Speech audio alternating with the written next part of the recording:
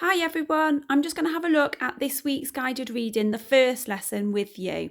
You need the I Can Explain the Author's Choices questions and you need the text stewed fruit recipe. Have a good read of the text and see if you can work out what kind of text it is. When you've read it, you need to look at the questions. The first one says, what is the purpose of this text? So at school, we would use the question in our answer. What is the purpose of this text?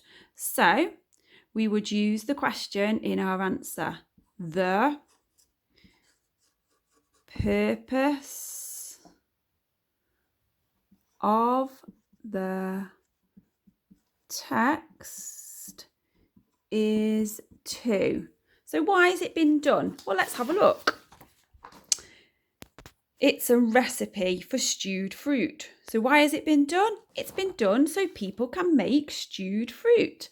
The purpose of the text is to tell people how to stew fruit.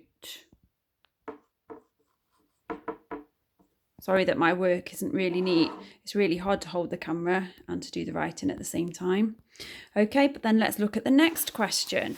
So question 2, how does the layout of the text help the reader to know what to do? Have a discussion with somebody at home. How is it set out? Can you see pictures? Can you see that the instructions are set out step by step? That will help you to answer the question. Remember to use the question in your answer. So how does the layout of the text help the reader? You might use the layout of the text helps the reader because, and then explain your answer. Next question, in what ways do the pictures or images help us to understand the text? So why are those pictures there? See if you can answer that one in a full sentence. Have a really good try at all of the questions and make sure you share them with me. Hope this has helped. Bye.